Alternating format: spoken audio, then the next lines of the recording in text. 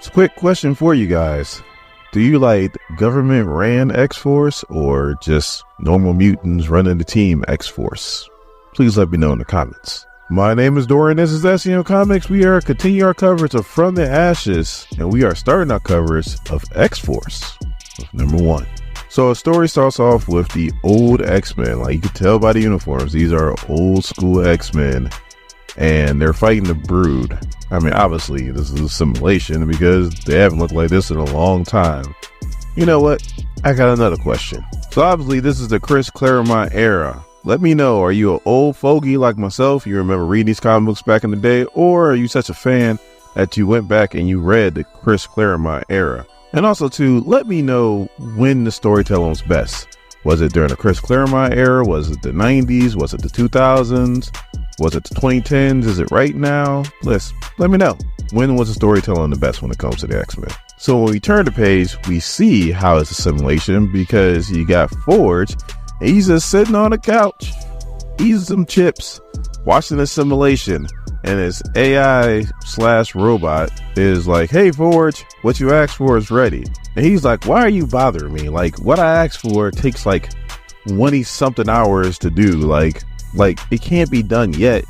And the robot's like, "You've been watching this simulation for 36 hours. It's ready." So then Forge is like, "Oh, well damn. Stop simulation." So then the robot goes, "The McCoy Project Phase 1 is currently primed." And he's like, "I thought I told you to change the name." The robot goes, "You did not." So as you can see, Forge is just a hot mess. So the robot goes, "The project is titled after Dr. Henry McCoy, aka Beast, whose work inspired this course of inquiry." So then she plays a hologram of old school 1960 Stan Lee and Jack Kirby was making these comics Beast when he just had big hands and big feet. And I guess he didn't like that because in his speech, he pretty much says in a nutshell that he was looking a way to use science to try to change his mutation, but he wound up making it worse and turned himself into the Beast we know today. So Forge jokes around and goes, "Yeah, he was trying to cure himself of his mutant gene and he wanted to give himself a power-up." So now, for those of you guys that don't know Forge's mutant ability is pretty much he can make anything. Like, he doesn't, how does Rob always put it? He's like Tony Stark in a way to where he can invent amazing things, but he doesn't understand the science behind it. Like, his mutant power just thinks of something and his mutant power just takes over and he just makes it and it works. Like, Tony Stark knows what he's creating. Forge just kind of says, "I want a ray gun," and his mutant power just goes and he creates a ray gun. He don't know how he did it, but he just does it. So he created something and it has like 3 sides like a triangle. He sits in the middle, then all of a sudden he does a countdown and it starts to show him something. I still don't really know what the hell he's looking at, but it's something, and there's some kind of beast up above, so it's something scary. So next page he starts yelling, the fractures," and then he's all like heavy breathing. He's like, "It worked. It fucking worked. Take that, McCoy." I don't know what that's supposed to mean. I mean, besides a shot at Beast. So then he goes, "Analog first, then Tessa." Of course, Tessa. So he means Sage. So now we cut to Switzerland and we see Sage is in a mental facility and she's not doing well, just like Forge wasn't doing well. And she's like reciting poetry, then she's rambling numbers, and then she's like singing a song. Sage's mutant power is she's pretty much a supercomputer. Like when the Krakoan era first started, she was the one like running the gates, making sure everybody's got scanned through and IDing everybody. Like, she is a supercomputer. Whatever she brings in, she retains, and then she remembers and she can spit it out again. So yeah, that's pretty much Sage's power. And if I left anything out or if I explained it wrong, please feel free in the comments to explain Sage's powers. So Forge is pretending to be a doctor and says that he can help her out because the Switzerland doctors hasn't been able to do anything. He busts out some kind of ball, she grabs it, and all of a sudden she's fine because 10 days later they're in a Blackbird and they're on a mission. they're in Japan. Sage is like, we're not talking to the Japanese authorities because, and then Forge is like, besides the obvious reasons. And the Sage is like, well, half the world's government don't trust us. The other half thinks we're terrorists. This is pretty much the aftermath of the end of the Krakoan era. But you got to admit, when you go back to the beginning, like the mutants, they were swinging their big all over the world and pretty much saying what you're going to do about it. Well, now they need some Viagra. So then she goes, my boots are loose. And then Cable's like, they're adjustable. It's at the heel. And she goes, wow, you actually think of everything. And Forge is like, my powers don't work like that. And she is like, oh, that's right. I was thinking about my own. As they jump out the Blackbird. So as they're falling, their suits go to stealth mode so they can't get picked up by radar. And they have no parachutes. Like, neither one of them can fly. But as they get closer to the ground, their boots slow them down and they land safely. So as they're on the ground and they're gathering intel, all of a sudden they are joined by Betsy Braddock.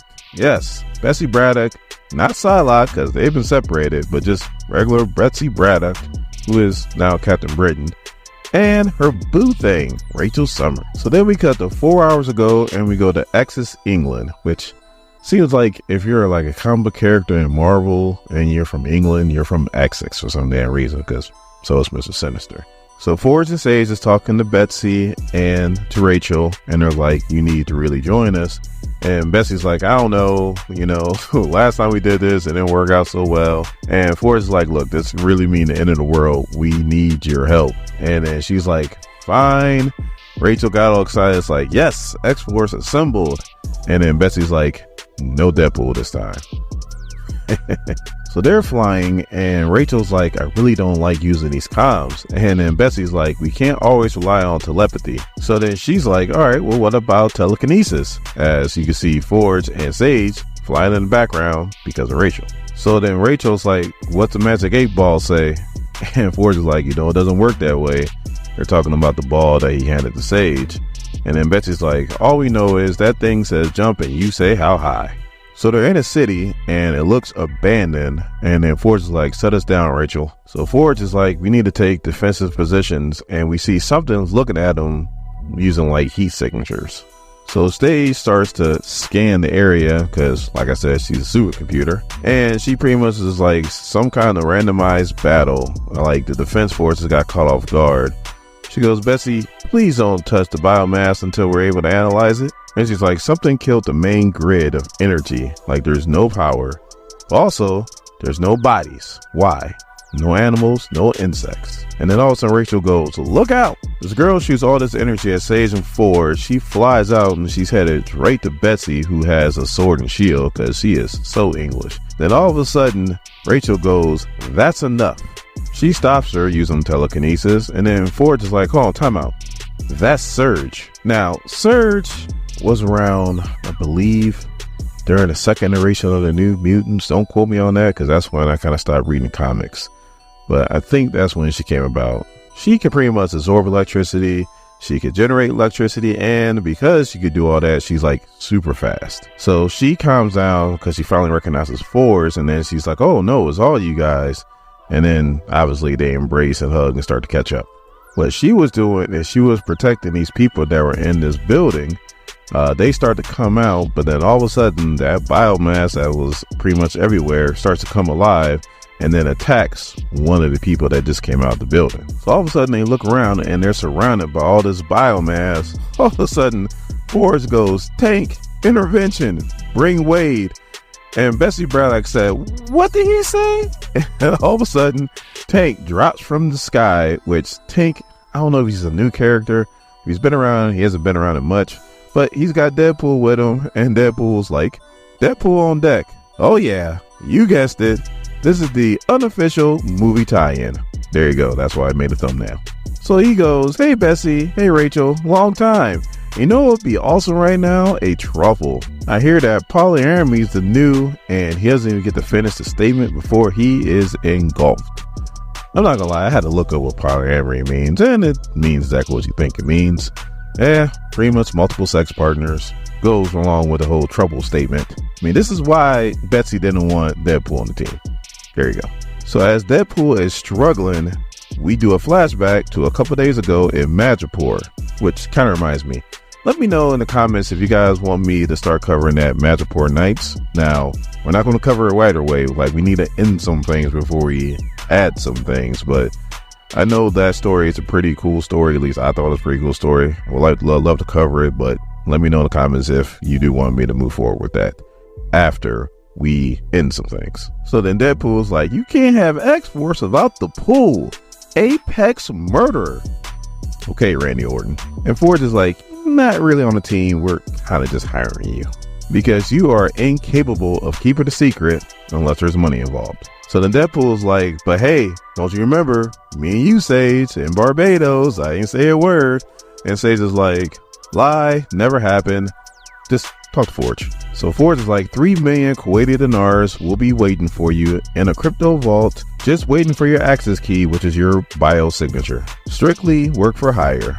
So Deadpool's like, so just this one go around, huh?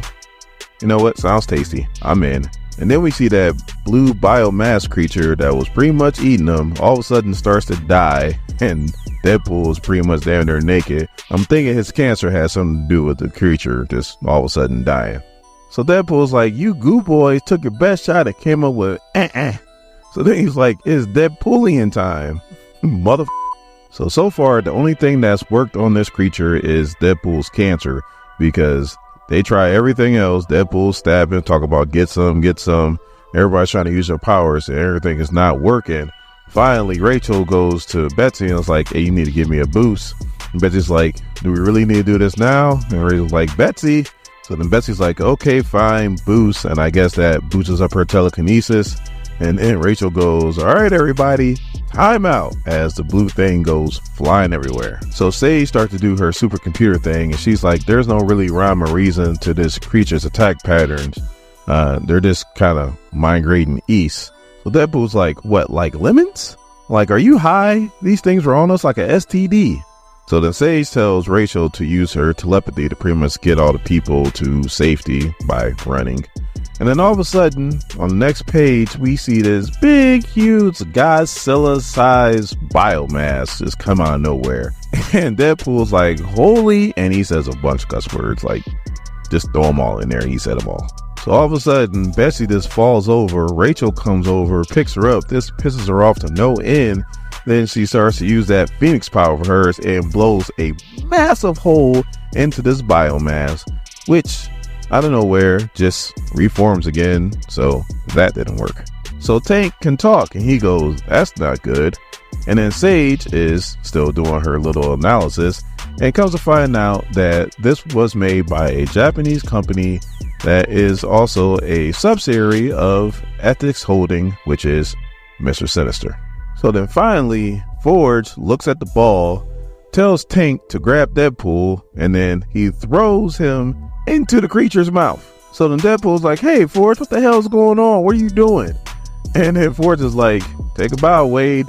Your cancer is the poison pill. So then Deadpool's like, okay, but he's like taking bits out of me and it hurts. Forge is like, I'm sorry, but unfortunately, we came here to fix a fracture. This is the fracture. Your cancer is pretty much the fix. So then Deadpool's like, Forge, this thing is eating me.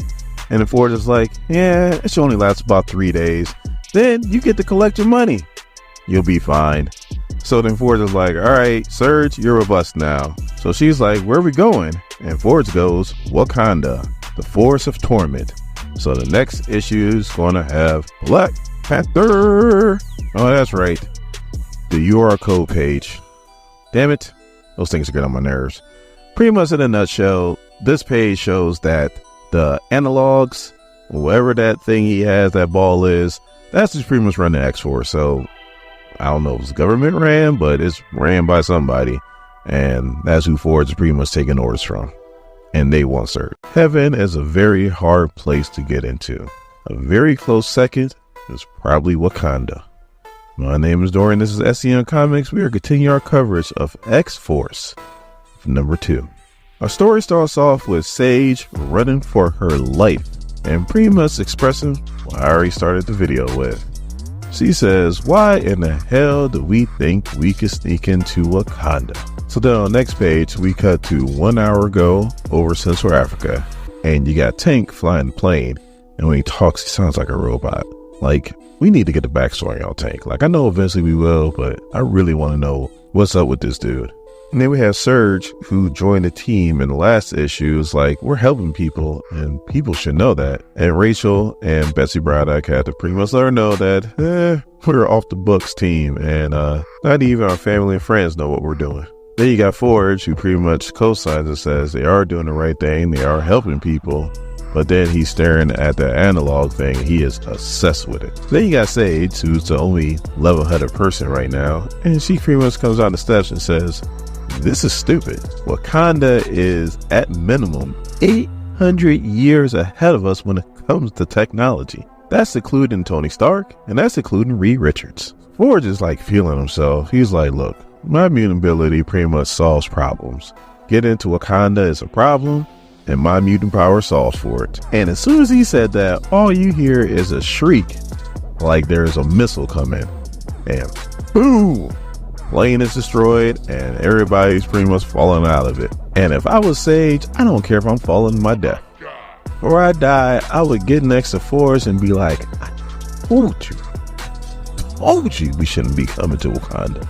So Betsy and Rachel are fine because they can fly, but then they start reacting to these drums that they hear. So Forge is telling Sage to grab her hand. Sage is wondering why the hell the boots that Forge designed so that they can jump out of planes and just land easily are not working. Surge and Tank are also falling, and now they're starting to react to the drums that they hear. So on the next page, we see Forge and Sage have landed, and Forge is like, are you okay? And Sage is like, 80% intact, the rest is ow. So they're trying to figure out what's going on. All of a sudden, Betsy comes out of this like cloud, and she's like, it's magic. My magic is fighting it, but I don't think it can fight it off for too long. And on the next page, we see that they have been transformed. Rachel, Betsy, Surge, and Tank. And like Tank looks like a rock monster. And they got some Wakandas with them, but they also look like they're in like ancient garb too. So Forge is like, are you analyzing this? And Sage is like, I'm never not analyzing. But I guess the woman in charge in Wakanda says, get him. And the Tank comes down with that big ass club that he has. Now Rachel is also using her powers to shoot at him too. But somehow, some way, they get away. And then Forge puts up like a cloaking device. So Forge is like, this is crazy. I need to get back to my workplace on the jet. And Sage is like, are you talking about the jet that just blew up? And Forge is like, yep, that one. So Sage is like, you're fantasizing about things you can't have. Just like you fantasize about trying to come into Wakanda. So as she's talking best about Forge, she's looking around. She's trying to figure out what they're going to do next. She turns around. Forge is gone.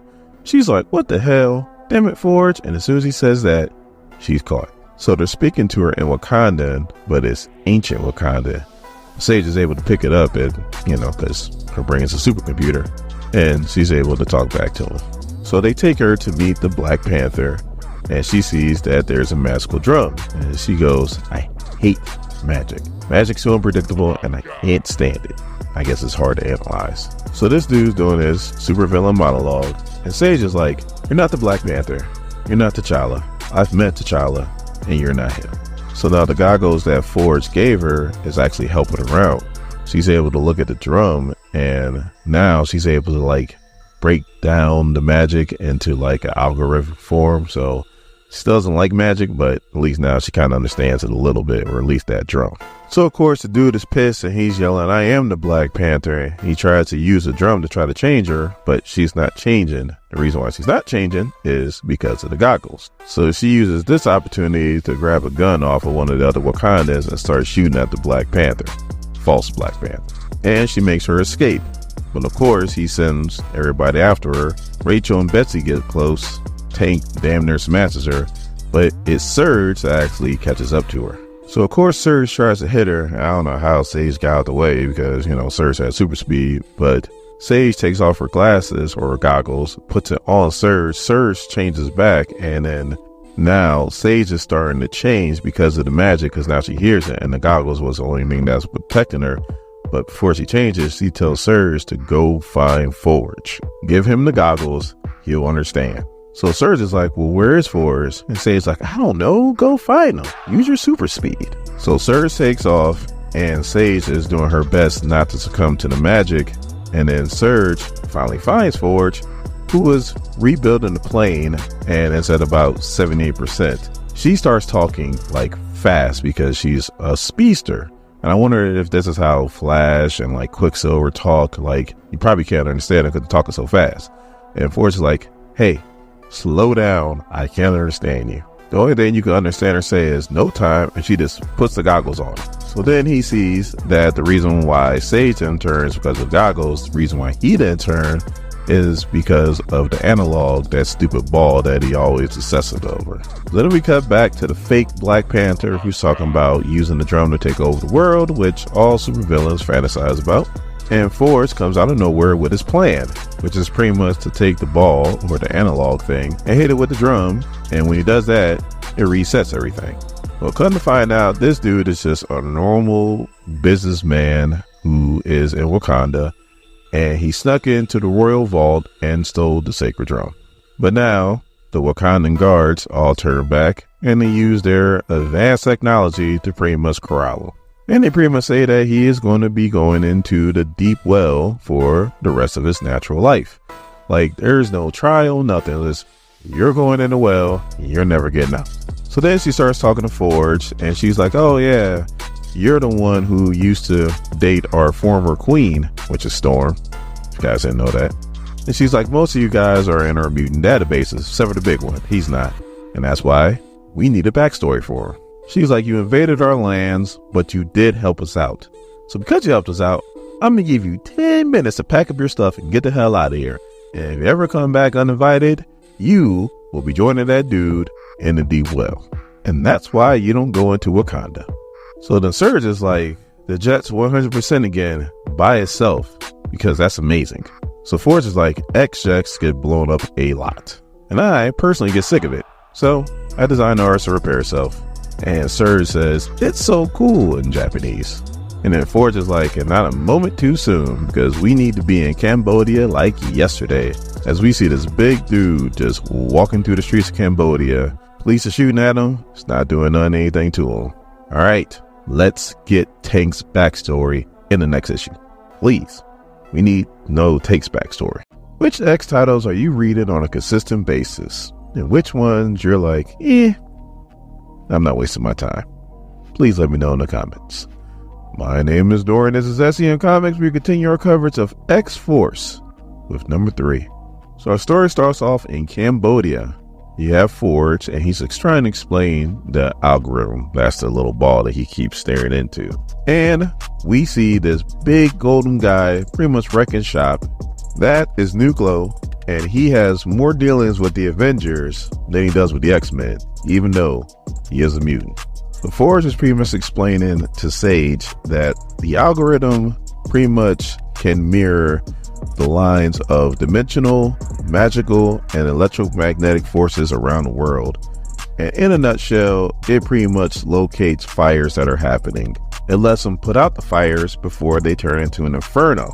And the way Forrest puts it, the last inferno that'll ever happen. The fractures, as he puts it, can be a person, an event, or both.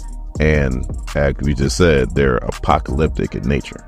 Now, his mutant ability pretty much had him build the analog, and his mutant ability also had him build the team the way it is, because this is the most efficient team to handle these situations. And Sage is like, but hold on, Surge came after the fact.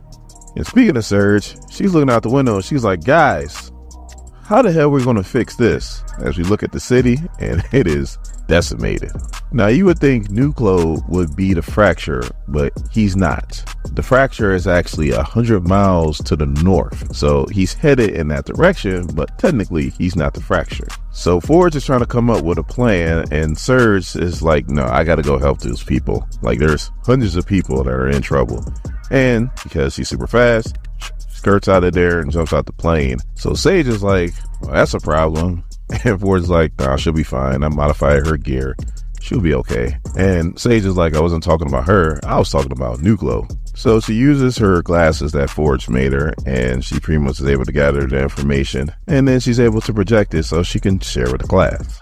So Nuklo is Robert Frank Jr. He was born from two superpowered individuals who used to be crime fighters around World War II. Now, Nuklo's claim to fame is he fought the Avengers twice to a standstill.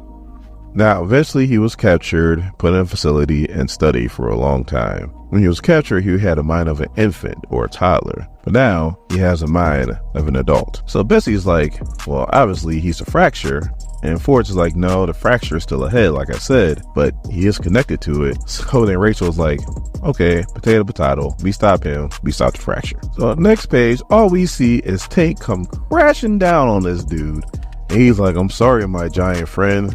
It's time for you to take a rest. He busts out these extremist sticks and starts going to town on Nuklo. But all it takes is one hit. One hit. And Tank is down. Or should I say up? Because he is flying right past Betsy and Rachel. And Betsy's like, you go get Tank. And Rachel's like, well, I gotta go get Tank. And then Betsy's like, because I have a big sword, and she stabs the head out of Nuklo. So while this is going on, they're literally having an argument, a psychic argument, in their head with each other. Betsy gets caught off guard. She's about to catch a swift one from Nuklo when all of a sudden he just freezes. There's like fire around him, so Rachel has something to do with it. So Betsy's still talking mess to Rachel, and all of a sudden Rachel's not moving, and Betsy goes, oh, well, she's stuck in there. Let me go get her. And as soon as she goes in there, she sees Rachel fighting the Avengers. So I guess these old school Avengers are Nuklo's antibodies. And right now they're giving Rachel and Betsy all they want, or really just Rachel. As Betsy is still arguing with Rachel, she pisses her off, and then Rachel just uses all of her Phoenix powers, and now all the Avengers are gone. So they start searching his mind, and the center of his mind is the Avengers' old mansion. So as they're searching the mansion, they're talking amongst themselves, and they're talking about Tank, and they're like, when we read his mind, it's just nothing but static. So then Betsy's like, you think he's an LMD? And Rachel's like, wouldn't put it past him. I mean, Forge can build anything. Why not build a person? If you don't know what LMD stands for, that stands for Life Model Decoy. Nick Fury, old school Nick Fury, the white Nick Fury, used them all the time, and I guess you could say Dr. Doom, his Doom bots, they're LMDs. So while that's going on, Forge figures out a way that he might be able to put down Nuklo. And Betsy and Rachel finally get to the center of his mind, and they see a child. So I guess he diverted back from being an adult to a child again. And all of a sudden this child just starts screaming, and Nuklo starts screaming, which messes up Rachel and Betsy. So Forge reaches out to Surge. Surge is with a whole bunch of hurt people, and Forge is like, look, your heart's in the right place, but if you don't come help us now, there's going to be a lot more people that are hurt or possibly dead. So reluctantly, Surge takes off and heads straight to where Forge is at. She gathers up a whole bunch of electricity and hits Nuklo with it. He drops Rachel and Betsy. Forge jumps out. He starts shooting Nuklo. So now both Surge and Forge are hitting with it. And Forge is like, we need to put him down. And Surge is like, what do you mean put him down? But all of a sudden, Nuklo just rages, knocks out Forge, knocks out Surge, knocks out Sage. Betty and Rachel are already knocked out. And Tank is now the only man standing. Machine. I'm pretty sure he's a machine. There is a special guest that shows up in this issue. He's been showing up in a lot of places. I'm starting to wonder, when are they going to get their own comic? My name is Dorian. This is SCM Comics. We continue our coverage of X-Force with number 4. So our story starts off in Cambodia, where our heroes pretty much got beat down by Nuklo. And at first I thought this assessment was being done by Tank, since we have established that he must be some kind of mutant android. Or just an android. Made by mutant, but an android. But no, the assessment's actually being done by Sage. Even though she's knocked out, she's still thinking. As she says, she's always thinking. And her assessment comes to the point that Tank is the only one standing, and Tank realizes that he's the only one standing. So he's like, alright, well, looks like I gotta do something. So he jumps at Nuklo, and he passes right through him. Nuklo disappears, and Tank falls into some steps of this temple that showed up out of nowhere. So now everybody's starting to come to, and Betsy gets all over Forge. Surge wakes up. She starts talking super fast and in Japanese too. Sage is like, hey, slow down and please in English. Forge is looking at the analog and he's like, the fracture's incomplete. Like, it says we failed, but the fracture's still going on. And Betsy's like, what the hell's going on? Like, you're supposed to be leading us to stop these things that will prevent Armageddon. Well, does this temple look like we prevented anything? So while they were talking, Surge took off, searched the temple, came back and was like, hey, you guys gotta see this. So as they go in, Surge explains how the temple is empty. Like, there's not even rats in there. But there is signs of a struggle. And not just by like swords, but like by blaster fire. But it's empty, except for this big, huge pit that is irradiating some kind of energy. So Surge is like, this is magic, right? But the Rage is like, nah, this is some kind of temporal energy. So that means either time travel or dimensional shifts. So now Forge decides to share with the class, and he makes the analog bigger. So now he's showing everybody what the analog is showing him. And it's showing that Nuklo is being transported to the Florida Everglades. Now, we're talking about the Florida Everglades. There's only one character that lives there. So Sage is like, Florida Everglades is a 6-hour trip at Mach 2. Tank is like, well, actually I could go double that speed. And she's like, well, that's still 3 hours away. So pretty much by the time they get there, whatever happens is going to happen and the world come to an end. But then Betsy's like, no, I know a shortcut. And she fully transforms into Captain Britain. She's going to use her powers as Captain Britain to pretty much access Otherworld, and from there, they can pretty much get to the Florida Everglades by using her powers.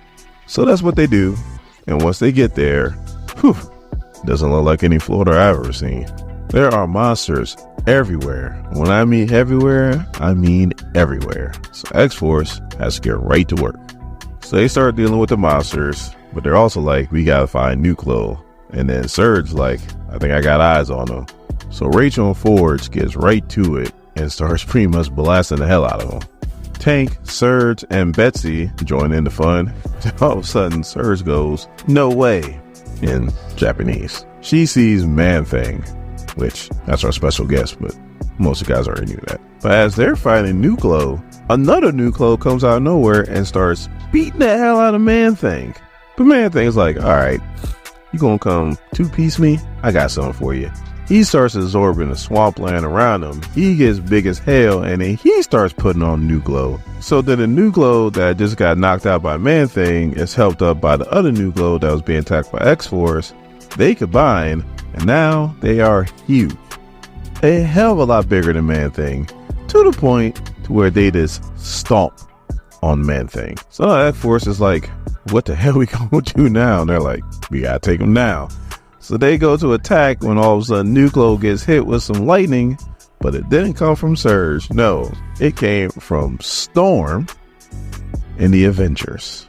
But not just the Avengers, the Black Avengers. Now, don't quote me on this, but if I'm not mistaken, when I was reading Bishop War College, he went to Earth, I think it was Earth 63, where the X-Men were black. So maybe this is that Earth. Maybe. I could be wrong, but I'm thinking that's where these Black Avengers came from. We'll see, I guess. Is X-Force going to die like the cover says? If so, that would be the shortest run of X-Force ever. No, X-Force is not going to die. But somebody's about to get clapped. And in saying that, with no resurrection program, it's a little different. My name is Dory. This is SCM Comics. We are continuing our coverage of X-Force. Number 5. Our story starts off with X-Force beating the Black Avengers. And Tempest, who is Storm, is like, Forge. And Forge is looking like, yeah. And she goes, you f***. So let this be a lesson. Don't piss off a black woman. Especially a black woman that can control the weather on any planet she chooses to. So Storm, or Tempest, goes, Captain Assyria, take point. Attack Assyria. Though, these aren't the Black Avengers. These are the African Avengers. I mean, I guess you could say Assyria is more Middle East than it is Africa, but it is really close Africa. Like, really close. So Tempest jumps on Forge like he owes her money. And Horus, which is our Egyptian Thor, is all over Tank. So our White Panther, Why does he need to be black when everybody else is black on the team? It's attacking Sage. Iron Knight is attacking Rachel. Now, you would think this would be a black Tony Stark, but no, this is Rhodey. Captain Assyria is attacking Betsy. Tank is getting his get back for a horse, slapping the bejesus out of him. And Betsy reads her minds and comes up with a plan to hopefully stop the fight. So Storm, who is Tempest in their world, is all over Forge. She's like, traitor, betrayer. She's like, you court me, you pledge your love to me, you give me a child, and then you disappear. So Forge is pretty much a deadbeat dad. So Storm's like, you better give me some child support or I'm gonna take your life. And Forge is like, I don't know what you're talking about. I'm not him. So then Forge converts his hand and shoots Storm with some kind of laser blast or Tempest. She falls to the ground and all of a sudden Surge comes up and she's like, solve the problem. Seal the fracture, Forge. And he's like, I don't think I need to do all that. And she's like, good. I've seen enough killing, Forge. And he's like, we all have. So as Betsy raised her minds, she's like, these people have like a reverence when it comes to the Phoenix. So let's bring out the Phoenix. And that's exactly what they do. As Rachel taps into her Phoenix powers. Kind of, not really. Like, she used to be a part of the Phoenix. Like, she used to have the Phoenix all the time. But now, that's with Jean. So this is just more or less an illusion. But it does work because they bowed down to the Phoenix. So now that everybody got cooler heads, they pretty much asked African Avengers, Black Avengers, whatever you want to call them, exactly what's going on and why they're there. And they explain pretty much the same thing that happened on our world, that Nuklo was wrecking shop, pretty much beat up Man-Thing, which is the nexus of our reality. Next thing you know, they're here. Pretty much everybody's in agreement that Nuklo needs to be destroyed. All of a sudden, Man-Thing appears. Now, I don't know if this is our Man-Thing, 616, or is it the African Man-Thing? I don't know, but he shows up, and all of a sudden, Nuklo shows up. So now both teams are working together, and they get right to it, and they go to attack him. All of a sudden, that symbol appears in front of Nuklo, and he disappears again. So Forge uses the analog, and now he's like, I know what the fracture is. Nuklo is connected to the dimensional of the nexus of all realities. So I guess he's somehow linked to Man-Thing now. And he's opening different portals.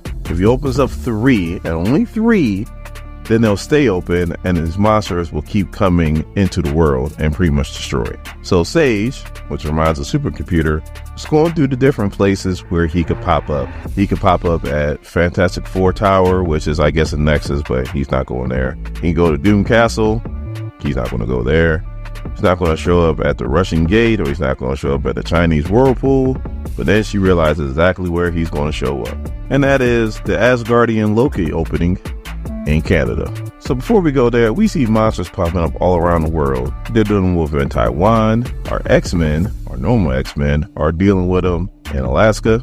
I like that brand synergy right there. They're dealing with them at the Gulf of Guinea, and they're also dealing with them in Canada. So thanks to Horus, they pull up, and now the Avengers and X-Force are there to wreck some shop. So as they're fighting, Sage is thinking to herself that some kind of Persian field general in 1871 says, no optimal plan extends with any certainty beyond the first encounter with the main enemy force. She says 200 years later, Mike Tyson said it best. Everybody got a plan until they get punched in the mouth.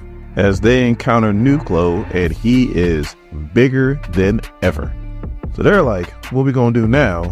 And Tempest was like, come on, Iron Knight. We need to do what we need to do. We need to attack. And as soon as they do, Nuklo blasts them in the face, and Storm, or Tempest, and Iron Knight, they're gone. So the Surge is like, well, it's down to me then. And Sage is like, no, we need to do something else. We need to figure out another way. Like, Forge need to build something. And Forge is like, it's too late. So Surge starts to build up all this electricity. Forge uses his hand cannon to pretty much amplify what Surge is already building up.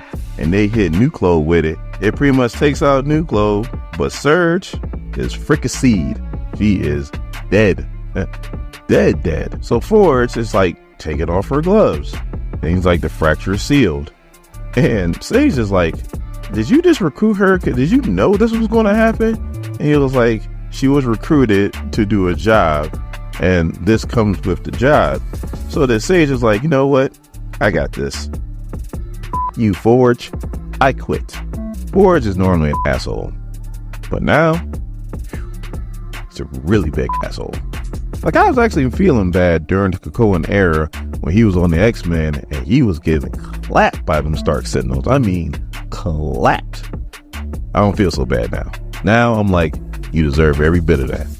Before we get into our story today, Nicholas Wilson, WV5RM. Today, I'll be saying Mystique a lot, homeboy. Hope you're ready. My name is Dorian. This is SCM Comics. We're continuing our coverage of X-Force with number 6. Our story starts off X days later aboard X-Force's Blackbird. You have to say X-Force Blackbird because everybody has a Blackbird now. You have a blue speech bubble that's pretty much telling Forge that grief is necessary. And then you have a red speech bubble that's pretty much saying, stop being a bitch and come on. 13 days ago, they were in the Mariana Trench fighting what looks like the Kraken. I'm going to say it's Kraken because it looks like the Kraken. And then 9 days ago, they were in Numidia fighting some really, really big ants. Somebody better call Ant-Man. And then on the next page, we see that his angel on his right is Thorne, and the devil on his left is Mystique. Now, if I don't know what to do, the last thing I'm going to do is make a VR simulation of my exes, because they live in Texas. All right, I'll stop. 3 days ago in Tibet, this big huge cube is crashing the earth, and obviously, X-Force is the only people that can stop it. Rachel's like, whatever you plan on doing, Forge, you better do it now because I'm running out of energy. And he's strapping something to Tank. All of a sudden, Tank takes off. He gets an additional boost from Rachel, and then he goes face first into wherever the hell that cube was. And I'm assuming that he destroyed it. Pretty much, Forge is conflicted. He does feel some kind of way for the death of Surge, even though when it happened, he acted like he didn't. And instead of talking to normal people, he decides to talk to two VR boo things that he used to have, Storm and Mystique. And the conversation is going exactly how you would think it would go with these two. Storm is like, yes, you need to grieve, and you need to mourn the loss of Surge. And Mystique's like, you know what, it's cool, pour our little liquor, let's move on. But then out of nowhere, they're all interrupted by Sage. And she's like, whew, that's how you dealing with it, huh? Not healthy, but at least you are mourning the loss of Surge. And she said, oh yeah, by the way, I'm at your home in Texas. Your security's horrible. I got through your firewall in like less than a second. If you want, I can help you with that. Forge is like, I'll take care of it. Well, you won't. So then she's like, after the death of Surge and I quit, I started doing some digging. And I don't think the fractures are natural occurrences. She says this is Dr. Corazon Estrada. Anytime I hear the name Estrada, the first thing that pops in my head is Umaga's old manager, El Mando Alejandro Estrada. Okay, I'll stop. Anyway, this lady pretty much had a PhD from MIT before she was 20. She's an expert in quantum physics, but also in Hermeticism. Porter's like, Hermeticism? The surgeon's like, yes, alchemy, where magic pretends to be science. Everywhere there was a fracture, she was there just a few hours before. But that's not even the interesting part. She's been popping up to these different places, and she shouldn't be, because she's dead. You see, when she's not being an egghead, she got a thing for fast cars, and she drove one right off a cliff, right into the Mediterranean Sea. So the Forge is like, she looks pretty good to be a corpse. And Sage is like, no. But then all of a sudden the lady gets up and starts walking over and is like, I can answer your questions for you. And they're like, what the hell? You're not supposed to be talking to us. She goes, you see, I met a boy. And Corazon Estrada did die that day. And now the she-devil lives. That's the translation from Spanish to English. Don't ask me to say that in Spanish, please. And let me just preface by saying that they are in a VR simulator, so she shouldn't be able to do this. But again, alchemy. So she says punishment, and a hex goes on everybody. When I mean everybody, everybody. And she also takes control of Storm and Mystique simulations. And then these two do what they do best. Storm strikes Forge with lightning, and Mystique stabs Sage in the shoulder. Again, this is a VR simulator, but yet and still, Sage is bleeding on the outside. And the she-devil is sitting back eating popcorn. First thing I thought about when I saw that is, T.O., you better get your popcorn ready. So Sage, being a mutant supercomputer that she is, says some kind of hacker phrase. Next thing you know, Mystique is talking in ones and zeros and is out of here. Which pisses off the she-devil, who is huge, and she throws her popcorn at Sage, that's also huge. She wraps her up in like some kind of spell and goes, in Spanish, "You do not matter. You are nothing. Only he matters." I'm assuming she's talking about Forge. So Sage, in Spanish, goes, "Say whatever you want to. Code is code, and I know code, and I know yours." And then the she-devil just makes her disappear, just like Sage did Mystique. And while that's going on, Storm is letting out years of aggression right on Forge. Even though this is a VR simulator, if he could feel everything, Forge should have been dead like 5 lightning strikes ago. But then Forge finally comes to his senses and is like, look, you got some really strong software, but this is my hardware, and I created this. You're in my world. And all of a sudden, everything goes black. Storm disappears, and the she-devil goes, you know what? He might be worth it. He might have been right about you.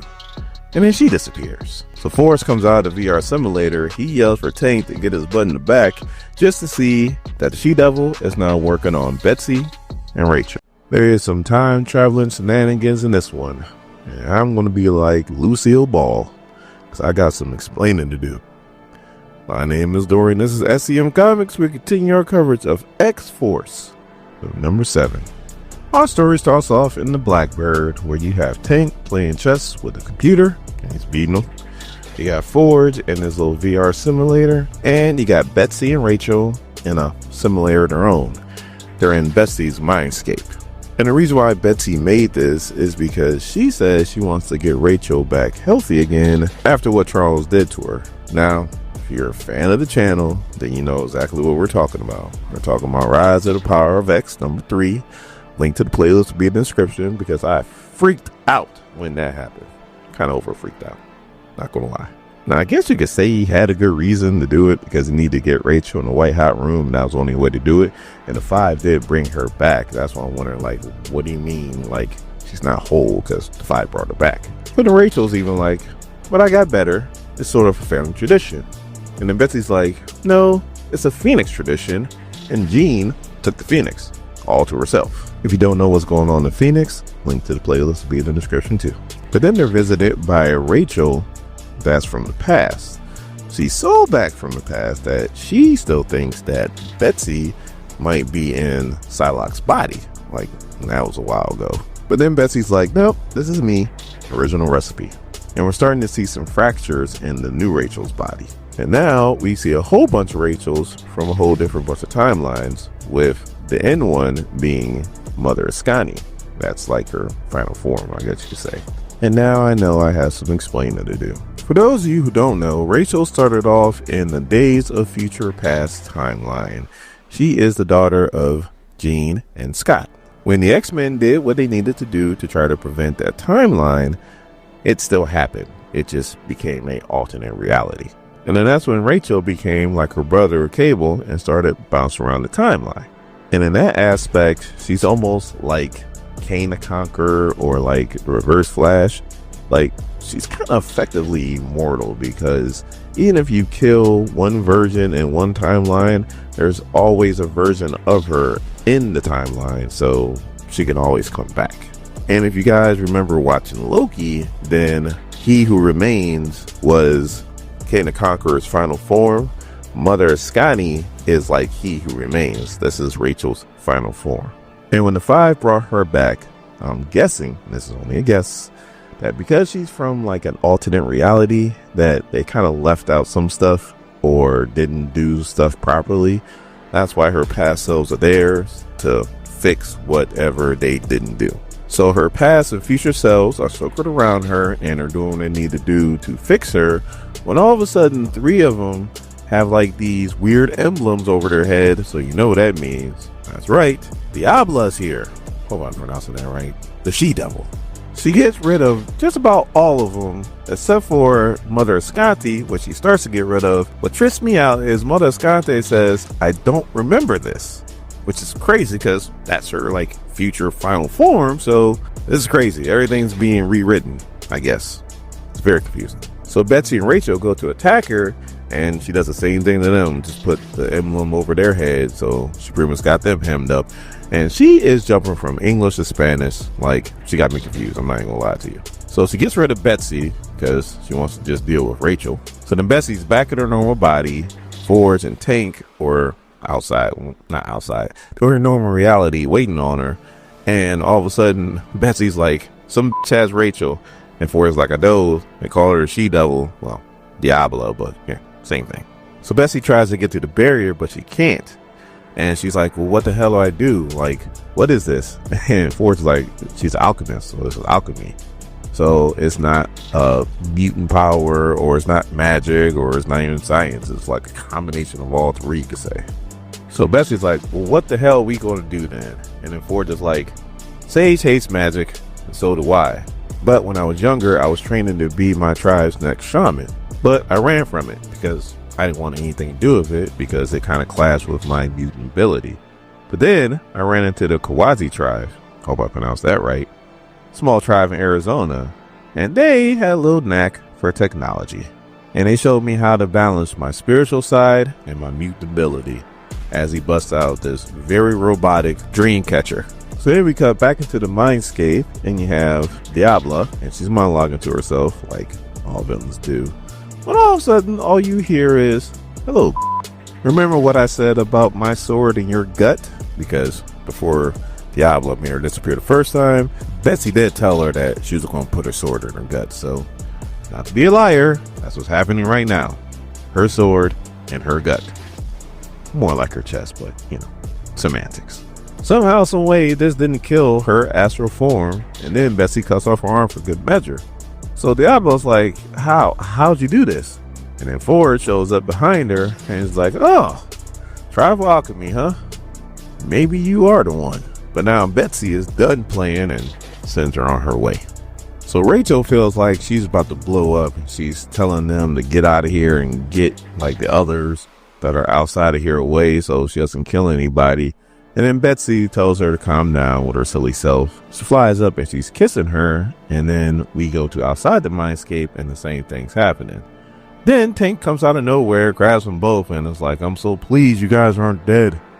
So then Forge is like pissed at him. And they're like, why are you mad? And he was like, you guys should have told me that Rachel couldn't regulate her power because her suit does that for her. As he reaches over and presses the button, I was like, see? Now her power will be regulated and she'll be fine. But then there's an explosion and all you hear is, hello, my little friends. I hope you guys are happy to see me because it's time to die. As we see, it's Colossus. This issue read kind of weird, I'm not gonna lie. But it does have a surprise ending.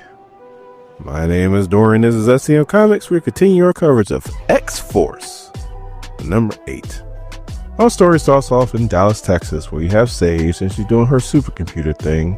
She's trying to figure out a way to get back in the fight because the she-devil sent her ass packing. And then we cut to the Blackbird, where we have the rest of X-Force is watching Colossus tear their shit up. Betsy's like, what are you doing? Colossus is like, are you blind, woman? Are you stupid? I'm killing you. You will fall and smash into the ground in little bloody dots. If you're even a little bit of an X-Men fan, then we know this is not Colossus. So of course they try to read his mind and they're having all kinds of issues. So then Ford's like, Tank, hey, I got this. And he goes, Tank, no. But once the tank's in motion, it is hard to stop. As he hits him and Colossus right out of the Blackbird. So Cable's hand turns into like this makeshift net to keep him in. But then they see that the whole ship is surrounded by one of them big alchemy hexes that the she-devil uses. And while Tank and Colossus are fighting in the air and dropping like two things that are made of metal, the Blackbird explodes. And they hit the ground hard. So Forge is knocked out. Going to hit the ground, about to be dead. when all of a sudden his mutant ability just kicks in, and the black bird that's falling around him all of a sudden starts to gather around him. So his mutant power, I guess, works whether he's conscious or not. So then we cut to the ground, and these two behemoths weren't fazed by the fall at all, and they are duking it out. And Colossus is just talking big mess, talking about, are you a mute or something? Like, why aren't you saying anything? Oh well, I'll just beat you down anyway. But finally, Tank talks. He's like, it's been my experience that the one who talks the most says the least. And he breaks out these android style knuckle busters and starts putting it on Colossus. He's like, I don't know who you are or why you want us dead. All I know is you're not Colossus. And then Colossus is like, maybe there might be some fire in you yet, and I would love to stomp it out. But sadly, she got other plans. As one of those alchemy signs pop up, and Colossus disappears. So Betsy and Rachel show up, and they're like, what happened to Colossus? Tank's like, he disappeared like Nuklo disappeared. They're like, where's Forge? I would say it's up in the air, but he's literally up in the air somewhere. So then Betsy creates a magic circle around him, so hopefully that'll keep out the she-devil while they think of something. But then the she-devil appears and it's like, it's not going to be that easy. She does her best Full Metal Alchemist impersonation, and all of a sudden, all these chimera appear. And they get right to fighting. Betsy asks Rachel if she wants a psychic boost, and Rachel's like, no, no need, I'm feeling pretty good. She uses her powers and takes out all the different chimeras. And she's like, man, Forge's psych regulators work fantastic. So she-devil's like, oh, you thought it was done? Oh, I'm not done yet. Says another incantation, and a whole bunch more chimera come out of nowhere. Now this time our heroes are getting tested to their limits, and it might be too many chimera for them to deal with. And then the she-devil is talking to Colossus, but we know this is not Colossus. Like, I really want to know like who this is. Anyway, when it looks like our heroes are about to go down for the count, all of a sudden all the chimeras start being taken out at once, because Forge finally decides to stop falling from the sky and tap in. So Colossus is like, you should call him, it's time. And then the she-devil's like, did you not study chemistry? Chemistry is a child of alchemy, and this is an alchemic equation, as we see Betsy, Tank, and Rachel putting it on the rest of these chimeras. So now they're looking at the she-devil, and they're like, what else you got? And she's like, oh, I got something else now. Meet Dr. Avery. He's a specialist, similar to your Bruce Banner. He specializes in radiation. And this dude just keeps playing, please, please, no, please don't do this. Don't make me. And she just keeps rambling on and rambling on. And then all of a sudden she goes, rampage. He turns into this huge monster. Like, kind of looks like Sasquatch, but I know this isn't Sasquatch, but kind of looks like him. Except for he's a lot bigger. Now, to their credit, they don't bat an eyelash, and they start putting it on this monster. I mean, all four of them just combine and attack this monster. But then we cut back to Dallas, where Sage finally finds the crew, which is in South America. So then she's like, we need a teleporter. Who's available? And her computer system, which is her, goes, Solo, available. Manifold, MIA. Castro, available. Man, I didn't even know they brought him back off Krakoa. I haven't heard from him in a long time. Lyle Cheney, on tour Dazzler. Magic, available. Nightcrawler, available. If you had the choice of a teleporter, who would you choose? Let me know in the comments. So as he's getting ready to leave, somebody calls her by her government name and goes, Teresia Krizek. And she turns around and is like, what? I need your help. And she goes, holy shit. X-Force has a lot on their plate. They're dealing with the she-devil, and now it's their part of the X-Men hunt. My name is Doran. This is SCM Comics. We continue our coverage of X-Force. Number 9.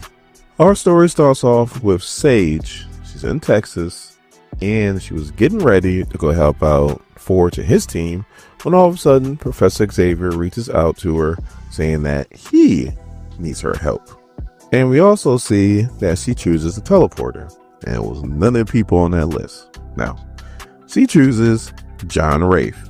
And now we cut to South America, where Forge and the rest of X-Force is dealing with a Hulk-like creature that looks like Sasquatch, and he is giant size. The She-Devil and the not Colossus is just looking on. But Betsy breaks off like, we can't just deal with the symptom, we need to deal with the disease. Looking at the She-Devil. And the She-Devil's like, I got your disease right here. So Betsy goes to attack with her psionic sword. The She-Devil makes an alchemy sign, and Betsy's sword just shatters right on it. We cut back to Sage. She's gathering some equipment, and she has two choices. She go help out Forge, or she go help out Professor Xavier. See which one she chooses. So now we cut to Mexico City, which is in Central America, not South America. So I guess we have her answer. She does some superhero acrobatics to get down from the roof of this building. She walks up to a wall, and all of a sudden, a mad thinker AI hologram pops out of nowhere, asking her what she wants. And she's like, I have come to claim my prize. The thinker said I can choose any toy box I wanted, and I want you. So then the AI goes, toy boxes are not included as potential wins. And Sage is like, his precise words were, fine, you win. Take what you want, you mutant. So then it goes, you will exit this space now, or, and she's like, I ain't got time for this. And then she just overrides the AI and makes it her own. And then Xavier and John Rafe show up with the egg. So now those of you who know who John Rafe is, kind of bear with me for a second. For those of you guys who don't, let me break them down. John Rafe was on that same wetwork team that Wolverine, Sabretooth, and Maverick was on. So he's very used to killing people. Now, to my knowledge, he's never really been on an X team. I could be wrong, but I don't think he really has. Now, the difference between his teleporting, like everybody else, he doesn't really have a spectacle with his teleporting. Like Magic has those discs, and like Nightcrawler, bam, now smells like farts. But not John Rafe. He just disappears. That's why in that X Factor book, Cyclops was talking to him. Next thing you know, he was gone. So Sage does her thing on the toy box, which for all intents and purposes is a safe house, and she lets him in. Now Sage likes to call Professor Xavier Pasture. Now why she calls him that, I have no idea. If anybody wants to fill me in on why, please let me know in the comments. So now we cut back to South America, where Rachel is using her powers to try to hold down this not Sasquatch, but she's like, this dude is pure rage. Tank's about to jump in to do something, but all of a sudden the not Colossus comes out of nowhere and knocks the hell out of Tank. So then he goes, the gender girl has a partner. Then he says something in Spanish, or at least I think it's Spanish. Let me know in the comments if it's not. And he's like, now I'm about to find out how much meat I could carve off you, as he transforms his hand into a knife or a sword, something. So Betsy's taking on the She-Devil, and seems like she's losing, but really she was just buying time for Forge, who comes with a magical amulet, talisman, something. Either way it goes, he uses it, and it actually hurts the She-Devil. So then we go back to Toy Box 27, where Professor Xavier has the egg, and John Rafe and Sage are like, what's the egg for? Actually, Sage kind of knows that the egg doesn't have a mutant in it, and she wants to know why, because that's against protocol. Which, is it really? Because you guys remember Axe, you know, Avengers versus Eternals versus X-Men. I mean, they brought back Captain America. You saw that big old shield come out the egg, where I'm like, how the hell they produce a shield? Not just Captain America, but also a shield too. Like, how they do that? All right, you know what? Reality warpers. Got it. And Professor Xavier fully admits that he does a lot for mutant kind. I mean, sacrificed his life multiple times. Like, pretty much gave his life to the cause. This egg, that was strictly for him. So then Professor Xavier thanks Sage for helping him out. And Sage is like, it's the least I could do. You're the one who brought me from a very, very, very dark place. And for a long time, you are my only friend. So Professor Xavier uses his cerebral helmet to help the egg hatch. And what comes out? I was still shocked. It's his long dead wife, Landria, the former empress of the Shi'ar Empire. So he uses his powers to get her caught up on everything that's been going on. So Professor Xavier takes off his helmet and then gets a kiss in his wife, who is butt naked. And before too many things start to happen, Sage and John Rafe is like, hey, there's time for that later. Right now, we need to get a move on before Quentin Quire finds us. So Professor Xavier and Landra pretty much need a ship to get off planet so they can go save their daughter, who got kidnapped all the way in Uncanny X-Men number 12, I believe. If I'm not mistaken. I think it's number 12. Yeah, it's number 12. So they say their goodbyes, and Professor Xavier and Landra take off, and now Sage got to go help X-Force, and they damn sure need some help. The She-Devil pretty much takes out Forge and Betsy. The Not Colossus cuts Tank, which I thought he was an android, but I guess not because he's bleeding right now. And the Not Sasquatch overwhelms Rachel, and she falls. And the She-Devil's like, you guys are fools. You're not the problem. We are the solution. I just want to give a shout out to Geoffrey Thorne. I don't think I have so far covering this run of X-Force. He was told by issue 8 that he had to wrap things up in 2 issues. And I'm pretty sure he was expecting to go at least 15, maybe even longer. So to wrap up your story in 2 issues and it not be stupid because you had to cut corners here and do stuff there, that is something that is extremely hard to do. I feel like he pulled it off. Also too, this is legacy number 300 of X-Force. Support the comic book industry by visiting your local LCS. My name is Thorne. This is SEM Comics. We are concluding our coverage of X-Force with number 10. Our story starts off with somebody analyzing Charles Xavier, how he gathered young mutants, gave them paramilitary training in the use of their powers, and made them into X-Men. He set them to protect humans and mutants. It looked like a sound plan, but it failed. But now we cut to South America, where you have the Brute, that's that big huge Sasquatch dude, and the She-Devil. And the She-Devil kind of shrinks him down to size, I guess calms him down. And as soon as he shrinks down and turns back into normal, he's like, please, stop it, kill me, please. And she's like, would you shut up? Like, you say the same thing over and over again. Why would I kill you when I need you? And then the Not Colossus is saying, I know we're supposed to be fixated on Forge, but we should start taking out the others since they're down and out. I think we should start with the one that has the Phoenix powers, talking about Rachel. When all of a sudden, a person who's starting to become one of my favorite characters, John Rafe, shows up and it goes, sorry folks, Proverbs 17:17, grabs Rachel and disappears. And all of a sudden, Sage shows up with these old school X-Men. And let me tell you, throughout this book, you can tell that Geoffrey Thorne was reading these comics in the 70s when he was a kid. Because the characters that he pulls from this, only a true comic book fan would know them.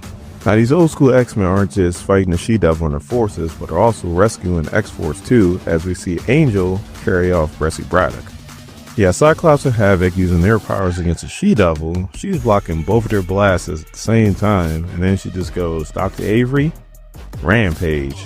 He turns back into this big, giant, fake-ass Sasquatch, and then bites, you might as well say eats, Cyclops.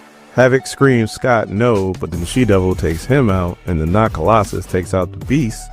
But then we see that all of X-Force is gone, and all you hear is Proverbs 12:15. So then we go where John Rafe teleported X-Force to, and he's like, are you guys crazy? Like, they were about to kill you, and you want to go back and try to fight them? Like, it's time to dip. Like, you don't even know who they are. And then Sage, being a supercomputer that she is, starts explaining who the She-Devil is and who Dr. Avery is. So then John's like, that don't matter, we still need to leave. And Angel is actually agreeing with him. And as soon as he said, yes, we should retreat, all of a sudden this big old hand comes out of nowhere and smashes Angel. I mean, smashed him. So obviously this was fake ass Sasquatch. And to come to find out, Angel is a robot. But not just any robot. He's an X-Sentinel. Now, if you don't know who the hell I'm talking about, trust me, don't feel bad, because they only made 2 appearances back in 1976 and X-Men 99 and 100. That's it. And Geoffrey Thorne pulled them out of nowhere. Now, it's probably safe to say the majority of you who are watching this video wasn't even born yet. I know I wasn't. So yeah, I had to look all that up. So now we're back to having a rumble in the jungle. And John goes, John, 16-4. So as the She-Devil's fighting Sage, all of a sudden somebody starts to talk to her telepathically. And it's like, you know my plans for Forge. And she goes, no, not yet. I'm not finished. And they go, yes, you are. And all of a sudden, the jungle starts turning into like a lava stream. So all of a sudden he goes, be a good girl and open the door. And she goes, fine. Come on then. She says something in Spanish, and this alchemy sign pops up, and the dude that's behind all this walks in. Now, this is Moses Magnum. I'll be a lie if I said that I knew who this guy was, even though he has been around for a long time. He debuted in Giant Size Spider-Man #4 back in 1975, and he has a very long and extended history, which makes me feel even worse that I'd never heard of this dude before. But for the people like me who don't know anything about this dude, Geoffrey Thorne has our back because Sage knows everything about him. He is an Ethiopian national, technologist, arms dealer, human mutate, modified by both human technology and celestial. So you know this dude is strong. You know who else is modified by celestial technology? Apocalypse. Yeah, Apocalypse. He has fought both the X-Men and the Avengers to standstills, which again makes me feel bad that I don't know anything about him. So Sage is like, we need to run, Forge. Forge? And Forge just starts mumbling to himself as he's looking at the analog, and then Magnus walks up to him and goes, well, Forge, is it clear now? And he goes, yes, it's all clear. So he throws down the analog, and Sage is like, what are you going to do? And he goes, I'm saving the world. Walks up to Magnus and goes, they don't understand yet, but they will. And then just walks over to the alchemy circle that the She-Devil creates, and then him, Magnus, Dr. Avery, not Colossus, and her all disappear. So then we talk about Magnus Eisenhart, or Magneto, who learned that he was both a Jew and a mutant, which means he was a double pariah back in the 1930s and 40s. So he formed the Brotherhood of Evil Mutants. They were an organization that would crush anybody who stood in the way of mutant rights. He started his own nation and he killed a lot of people in the name of mutant equality. It was a good try, but he also did fail. So now we cut to Subterranea, the deviant city of Dice, where Magnum is talking to the She-Devil, and he goes, there's only one mistake in life: failure. Utopia, Genosha, Krakoa, these were all attempts by mutants to try to distance themselves from humanity, and they all failed. And the reason being is because there is no such thing as Homo superiors. There's only one human race. All humans are not mutants, but all mutants are human. For humanity to survive, they all must be forced to see the truth. You see, his plan is to bring in all kinds of dimensional monsters into a world, kill billions of people, and force humanity and mutants to band together to stop the conflict. And then by that, they'll realize that all they got is each other. And it's going to start some kind of kumbaya when it comes to humans and mutants. So I don't see that happening, but this is what he wants to do. So Forge is like, hey, your machine's ready. I had to calibrate this and do that, but now it should work just fine. And Magnum's like, oh, it was working fine to begin with. Forge's like, okay. Did you see what happened when you rung in Nuklo? He was jumping around everywhere because you didn't adjust this or adjust that. But now you don't have to worry about that. But you do got to power it. And it takes your power. So he starts to power it to start what he calls the shattering. When all of a sudden his people's like, hey, there's a jet flying over and it fits the description of a blackbird. It's like, it doesn't matter. It's a subterranean. We're miles above the ocean surface, so they won't be able to see us. When all of a sudden, something shoots through the sky. Or would it be C? You know what I'm talking about. And we see Rachel, Betsy, and Tank walk in. And they're like, you know what, Tank? You should go ahead and drop the mask. And the reason why Colossus is not Colossus, because Tank is the real Colossus. Yeah, I didn't see that one coming. Like, you got me, Geoffrey Thorne. And the nut Colossus is actually Princess Xanda, who debuted all the way in Black Panther #1 back in 1976. Now, I didn't see that she had any powers, but it seemed like she got powers. I don't know if she got it from the She-Devil or if she got it herself. All I know is she turns into a big-ass snake and is taking on Colossus. And Rachel is taking on a fake Sasquatch. She dives into his mind and she's like, I can help you. All of a sudden it goes, rawr. She goes, I'm not talking to you. I'm talking to Dr. Avery. So pretty much in a nutshell goes, I know how it feels to rampage and be out of control of your powers. Let me help you out. She uses her powers to shrink down the not Sasquatch persona, and it's like, now you should be able to handle it, because now he's little and you're big. So he finally shrinks down, and instead of saying please kill me, he goes thank you and passes out. And She-Devil's like, traitor, in Spanish. I mean, is he really a traitor if he doesn't want to be there? He's more like a hostage. So the She-Devil starts attacking forwards and it's like, I knew you weren't with us. And Magnum was like, yes, he is. Leave him alone. And she's like, well, what are you going to do? Like, they're attacking us and we're losing. And he's like, well, I can't do anything right now because I'm powering this device to do the shattering.